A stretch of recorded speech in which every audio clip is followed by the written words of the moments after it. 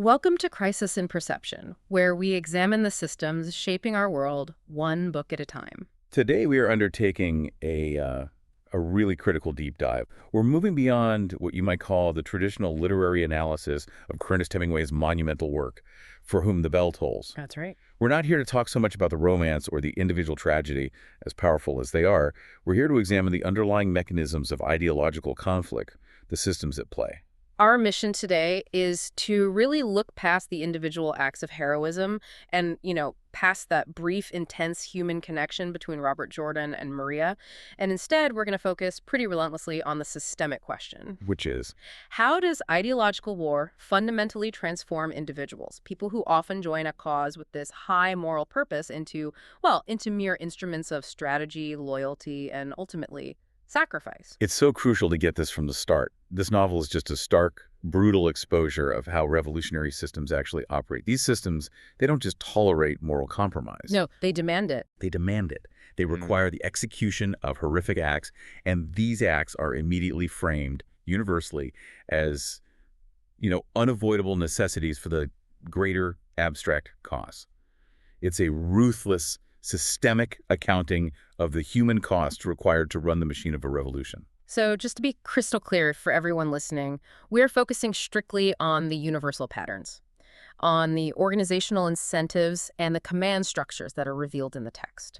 Our goal is pure systems analysis. We want to observe how these mechanisms function, and we're going to be avoiding any moral judgments about the historical factions involved or, the personal virtue of the characters who are caught within this terrifying engine of war. We're just tracking the flow. We're tracking the flow of obligation, of belief, and of betrayal. Oh. Okay. Let's unpack this. I think the best place to start is to establish the context, which is, of course, the Spanish Civil War. Absolutely. Hemingway was there as a correspondent, and you can just feel that experience. It gave him this access to a ground-level truth that, it permeates every single page. This isn't just some historical backdrop for a story. It's the source code for the systematic realism we're trying to study here. That's exactly right. The Spanish Civil War, running from 36 to 39, it was a crucial systemic precedent. It was kind of a stress test for the global conflicts that were just around the corner. A preview of World War II, in a way. In many ways, yeah. Yeah. What you see here is the birth of modern proxy warfare. You have international forces and ideologies backing these deeply entrenched domestic factions. You see the deep internationalization of what really started as an internal struggle. And it's just a brutal preview of the kind of guerrilla and resistance movements that would come to define so much of the 20th century. In the novel itself, it emerges from this moment where, on paper at least, the moral lines were supposed to be completely clear. Right. It was the good fight. It was the good fight. The cause of the Republic, which is the side Robert Jordan is fighting for, it was framed globally as the fight against fascism. It was a crusade for liberty. But the brutal reality of the underground partisan work, the guerrilla system, it meant that systematic internal brutality was completely unavoidable, and often for all sides, even for the people ostensibly fighting for human freedom. And that gap, that terrible chasm between the high-minded ideological cause and the ugly, disorganized necessity on the ground, that's exactly where the system starts to reveal its true nature, isn't it? That's the whole game. Hemingway just strips away all the romanticism.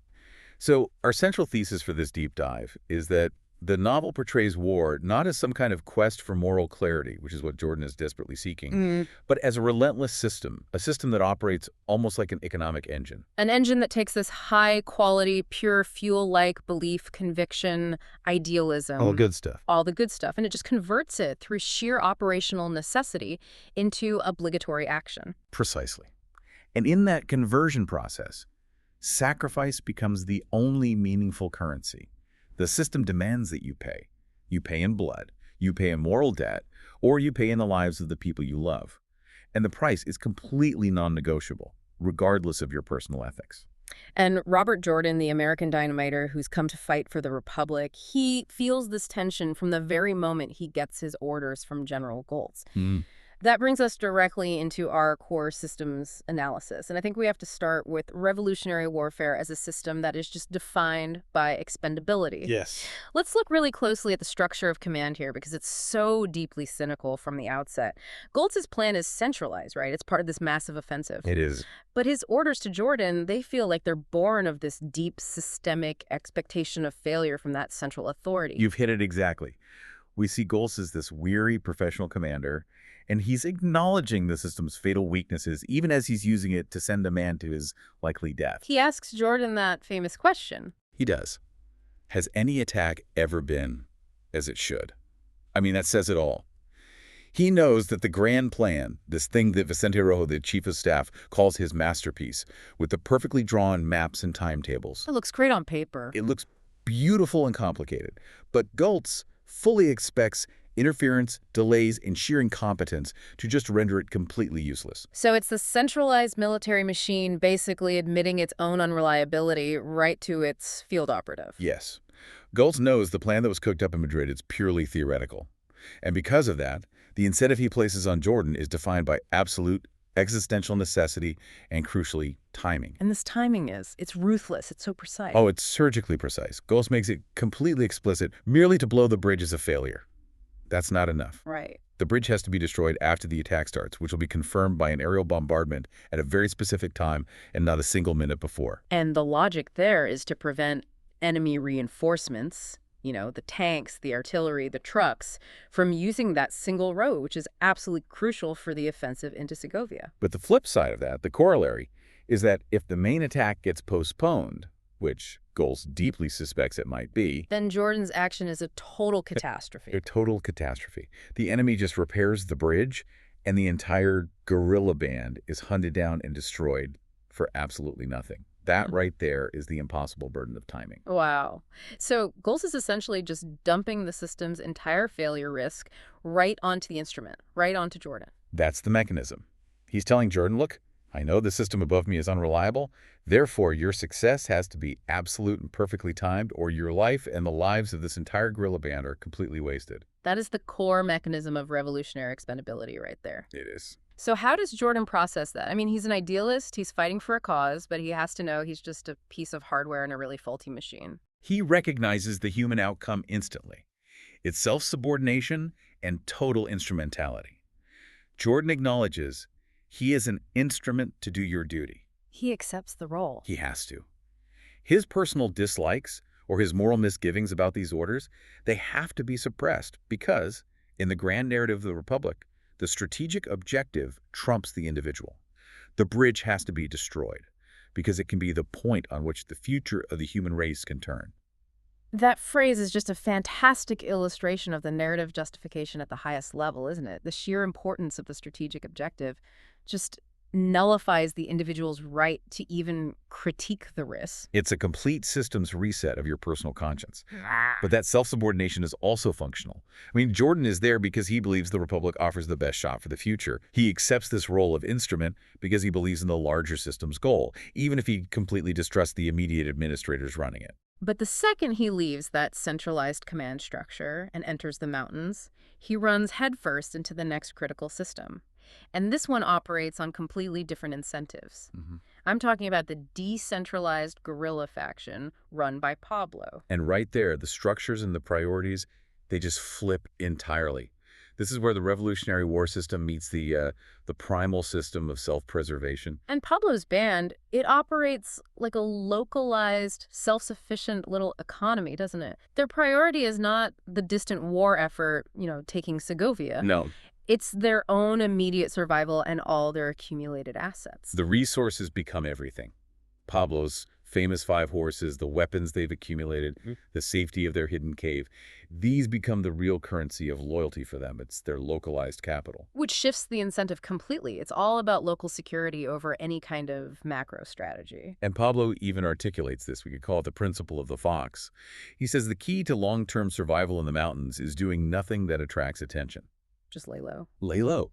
So for him, the bridge mission is just this unacceptable risk that threatens to destroy their self-contained economic system and get them hunted out of these mountains by enemy planes and troops. His cynicism isn't about political ideology. It's about pure operational survival. So that immediately creates this critical friction. If you're Robert Jordan and you're committed to the larger systemic goal that Galt's laid out, how on earth do you deal with a leader like Pablo, whose entire system is built on hoarding and risk avoidance? Well, it creates instant factionalism. The old guide, Anselmo, who is just pure ideological devotion. The true believer. The true believer. He bitterly calls Pablo a capitalist Moor, someone focused only on his horses, while Anselmo is focused on the interests of all of humanity, that big abstract cause. This internal schism, this clash between the macro-military system and the micro-survival system, is ultimately the greatest threat to the entire mission. It's so fascinating because the external enemy, the fascists, they're a constant threat, obviously. But the system shows that the internal conflict and these competing incentives, like Pablo stealing and then later returning the explosive components, are actually more destabilizing. It's systemic entropy at work, absolutely. And Jordan sees the psychological signature of this systemic breakdown.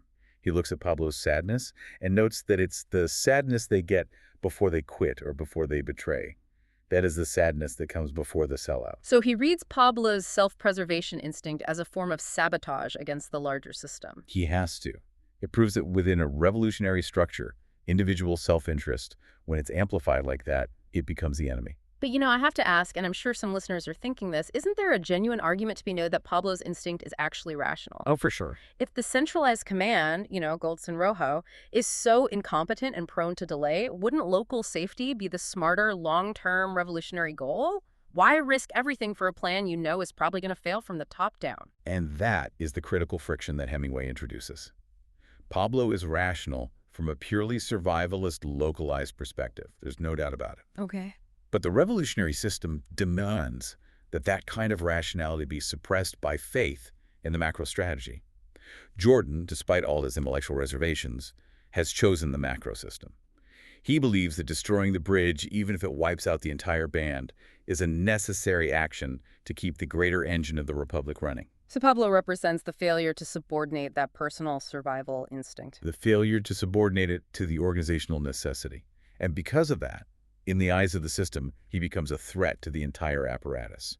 Let's shift gears a little bit to maybe a darker element, how ideology itself functions in this system, not as a moral safeguard that, keeps people in check, Right. but rather as a moral accelerator, something that drives individuals to commit what are essentially necessary atrocities. This is, I think, for many people, the most difficult section of the novel to get through.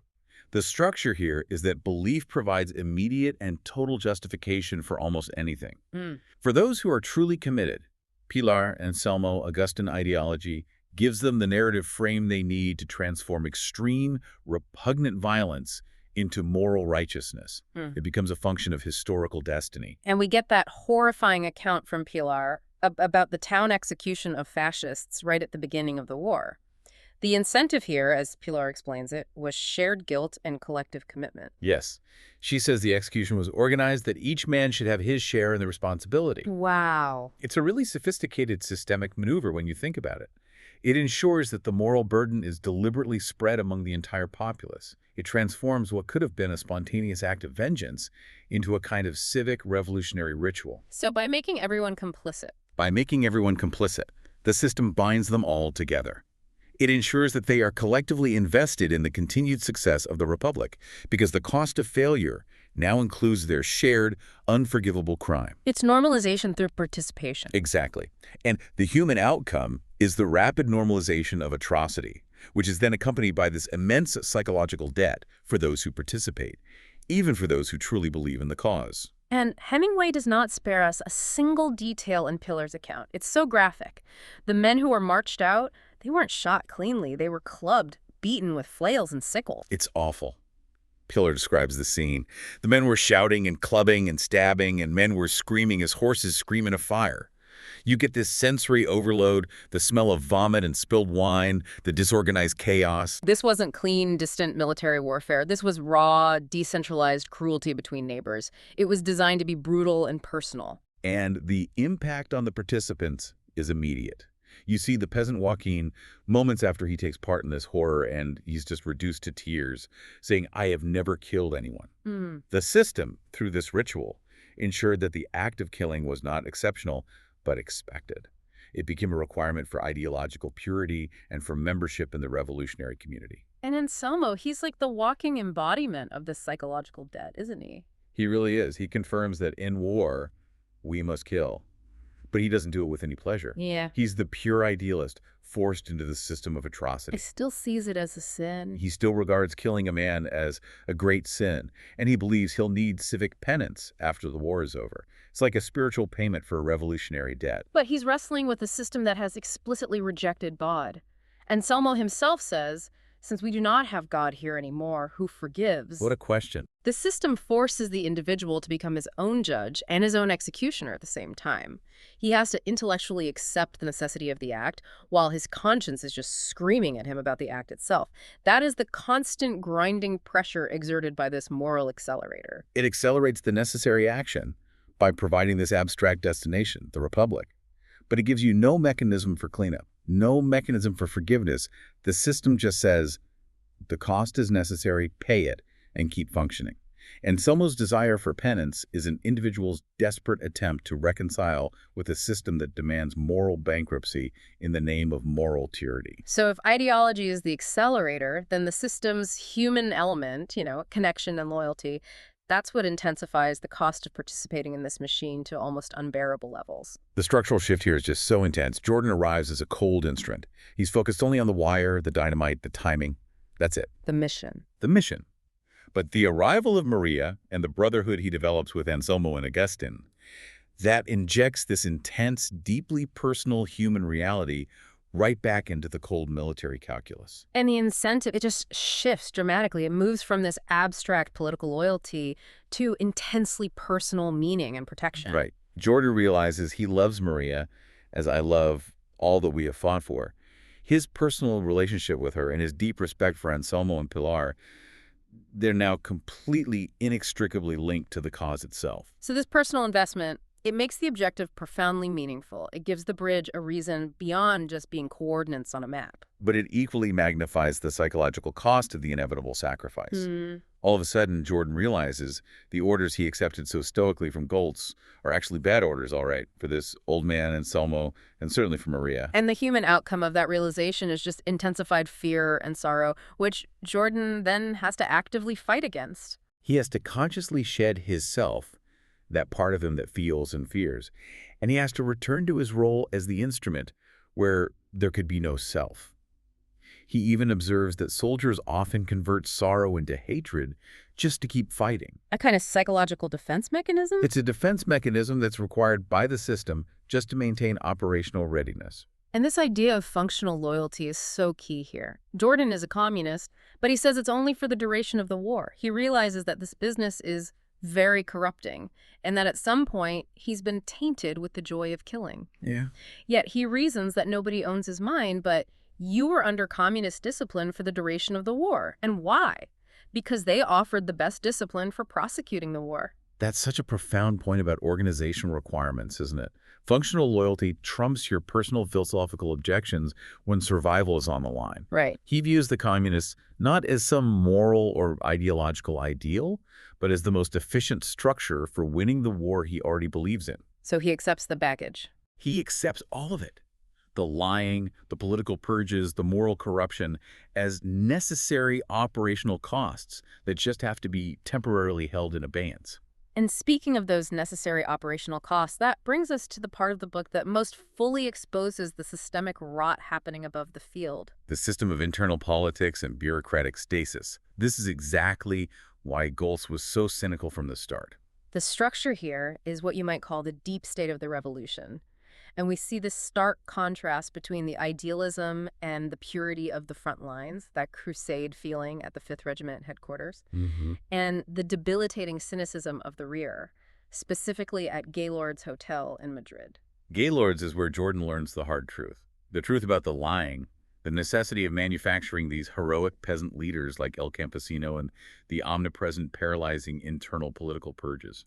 Jordan notes that the lying was a very corrupting business, but he understood it was just part of being an insider and keeping the system functional. Or at least appearing functional. Or at least appearing functional, yeah. Yeah. The core incentive at the rear is all about political purity and suspicion, which completely overrides military efficacy.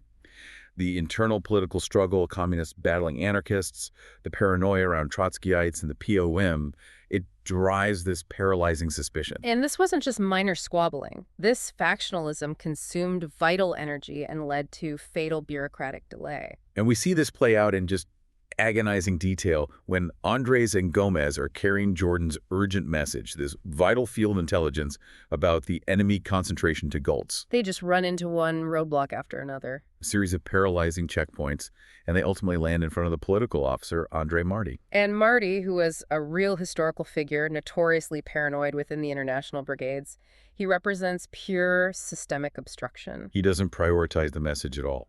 He prioritizes suspicion. He immediately sees the message as a fabrication. His paranoia is pathological, and it's entirely systemic. He questions the men's loyalty, the chain of command, asking, "How did you know Goltz was here?" He even asks the guard to arrest them both, and implies they should be liquidated, asking if the officer wants a drink before he finally reports to Goltz. The lives of Andres and Gomez and the fate of the entire Segovia offensive are delayed and threatened because Marty's incentive structure prioritizes ideological conformity over processing critical military intelligence. One of the corporals even describes Marty as having a mania de fusilagente, a mania for shooting people and for purifying more than salvarsan, which was a medicine used to treat syphilis. He embodies the political machine prioritizing ideological purity and suspicion above everything else. And in doing so, he ensures that the vital intelligence is fatally delayed. The central command structure failed the man in the field, just as Goltz expected it would. And the narrator gives us that final damning systemic observation. That's right. Even if Marty hadn't hindered them, the great inertia of military operations, once they're initiated, is almost as hard to stop as it is to start. The system, once it's turned on, once the orders are written and the troops are moving, it can't easily be shut down by rational field intelligence. The machine dictates the terms. The machine dictates the terms, not the men running it. Okay, let's try to explicitly map the system we've just outlined. It feels like we're seeing 4 key categories of actors and structures operating within this whole conflict. I think that's right. First, you have the fighters. These are people like Anselmo, Agustin, and Maria. They are the essential instruments of belief. They're driven by direct loyalty and physical action, and they bear the overwhelming physical and psychological costs. And Anselmo, specifically, he represents that pure idealist who is still looking for atonement, that civic penance, for the system's necessity of killing. Then second, you have the commanders. Goltz, Pablo, and Marty. They're all system administrators, but they're operating with wildly different incentives.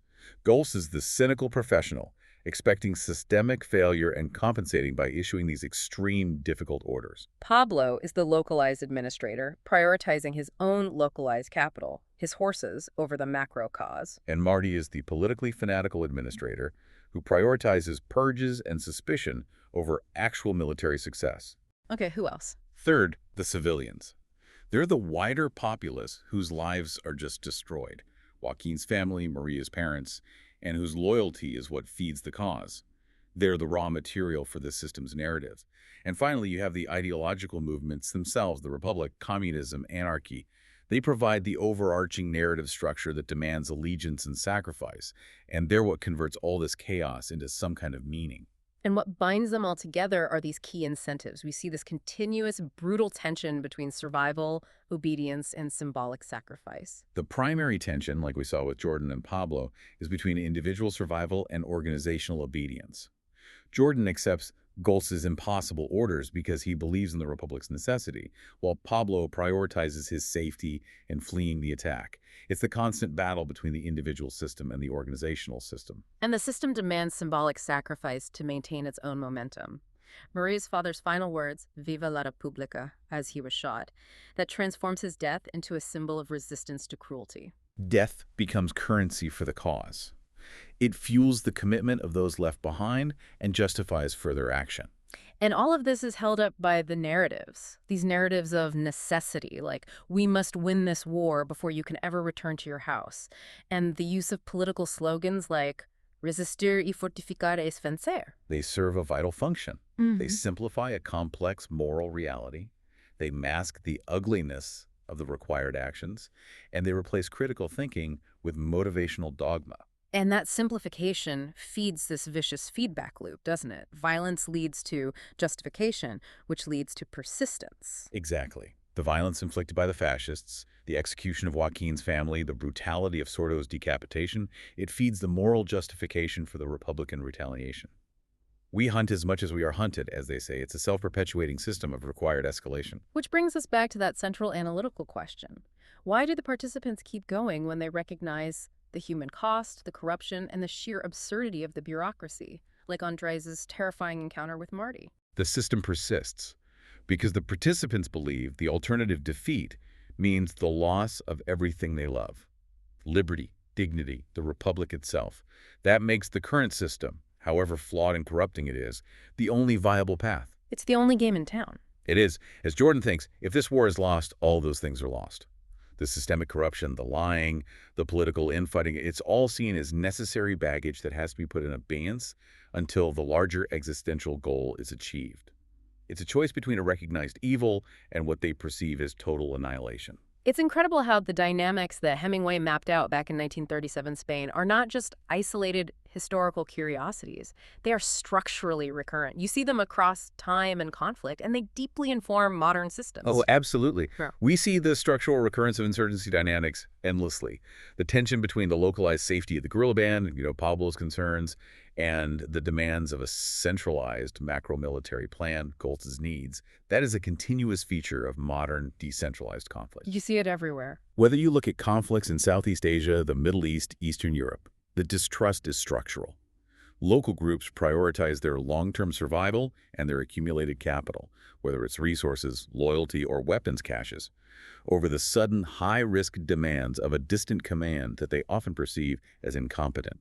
Pablo's principle of the fox is timeless. It really is. And this brings us back to that idea of organizational loyalty under extreme conditions. Jordan's choice to adopt a suspension of his own moral judgment to function effectively is structurally common in high-stakes organizations, military or otherwise. He admits nobody owns his mind. But he accepted communist discipline for the duration of the war. That distinction is paramount. Functional loyalty over ideological belief. You might intellectually recognize that the system is corrupt or even morally compromised, but you adopt functional loyalty because the immediate mission, the specific objective, is the ultimate priority. Jordan knows the business of demolition is sound, but that constant need for self-censorship, the attempt to approximate the cold conditions of a successful assassination. That's the functional requirement of that system. Furthermore, you can see how modern political systems, not just revolutionary ones, rely on framing required action and even death as a kind of moral obligation. You can contrast Anselmo's desire for atonement and civic penance with the system's focus on uncritical necessity and rhetoric. The system focuses on simplifying the moral reality through slogans and the narrative of historical destiny, demanding uncritical obedience until the war is won. The state, or the revolutionary command structure, it converts the messy, bloody, individual act of killing into a clean, necessary function of the collective destiny.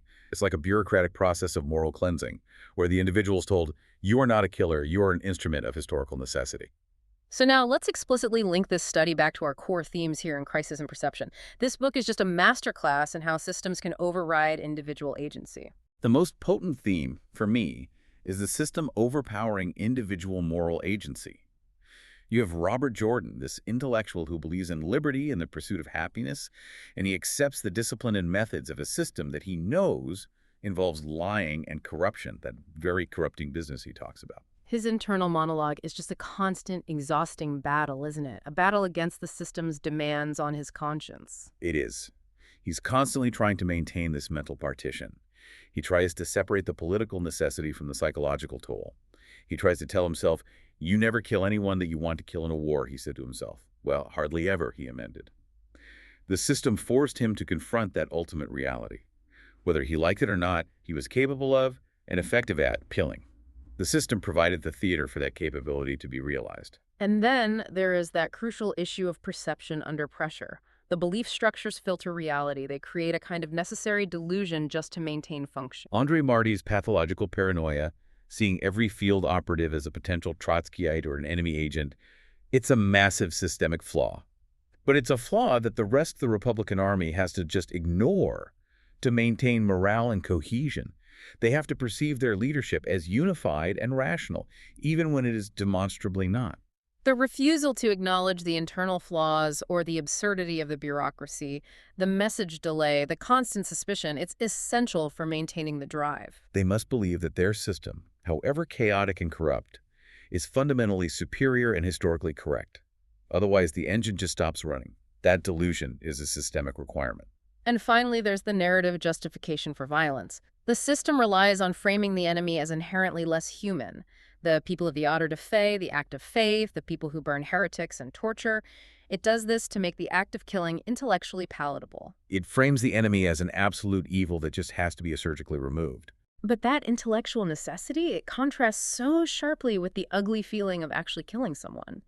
Jordan realizes that the Spaniards on both sides, they have this old suppressed extra sacrament of killing that they bring out in wars. Right. The system doesn't introduce the violence. It legitimizes and amplifies the existing human capacity for it by giving it this grand historical narrative. It's the only way to sustain continuous, intense conflict. You have to frame the enemy's actions, shooting Joaquin's family, Maria's parents, as barbarous, while justifying your own equally violent response. The execution at the cliff, the bridge demolition, as a necessary function of liberty and historical destiny. It's the constant necessary contrast of cruelty. So as we conclude this deep dive, what does For Whom the Bell Tolls ultimately teach you, the listener, about these large ideological systems when you view them through the lens of Robert Jordan's Few Days in the Mountains? Well, first, I think we learned that ideology functions as a framework that converts your personal conviction into systemic obligation. And in doing so, it often overrides your personal ethics. It makes the impossible or the repugnant feel necessary, not in spite of your beliefs, but because of them. Second, we see that loyalty is constantly being tested. It's this dynamic tension between local, immediate, and intimate ties, Maria, Pablo's band, and Selmo, and the distant, often compromised macro cause of the Republic and its corrupt command structure. The system forces you to choose between the intimate and the abstract. And third, sacrifice. It's not a moment of heroism or exceptional courage in the system. It is normalized, expected, and continuously demanded just to maintain the system's inertia and its forward momentum. The system requires men like Anselmo who find that civic duty has to replace their religious faith, even while they're lamenting the sin of killing. This is a book that leaves us not with simple solutions or some clean moral victory, but with painful, permanent knowledge about human nature when it's put under extreme systemic pressure. And Robert Jordan, in his final moments, reflects on the sheer complexity of the moral landscape that the war has revealed to him. He recognizes the profound value of the fight, the intense beauty of the world he is leaving, and the personal luck he had in finding Maria, even if the relationship was compressed into just 72 hours. He says, "The world is a fine place and worth the fighting for, and I hate very much to leave it. And you had a lot of luck," he told himself, "to have had such a good life." But the final observation, that painful systemic knowledge that transcends the self, is the realization that the system contains all truths simultaneously. He thinks about the good parts, Madrid rising white and beautiful, and the ugly parts, Pilar's story of the old women drinking the blood at the slaughterhouse. And he concludes that despite the complexity, the corruption, and the violent contradictions, the great lesson is this: there's no one thing that's true. It's all true. That was Ernest Hemingway, Pulitzer Prize winner in 1953 and Nobel Prize for Literature winner in 1954. If you have not read the book For Whom the Bell Tolls, we highly encourage you to do so.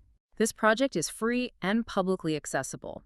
If you'd like to support the time, tools, and research behind Crisis and Perception, you can become a supporter on Patreon. For a shorter visual overview of this topic, see the mini explainer linked in the description. If you enjoy this kind of systems-level analysis, please like, subscribe, and comment with books or topics you'd like us to explore next.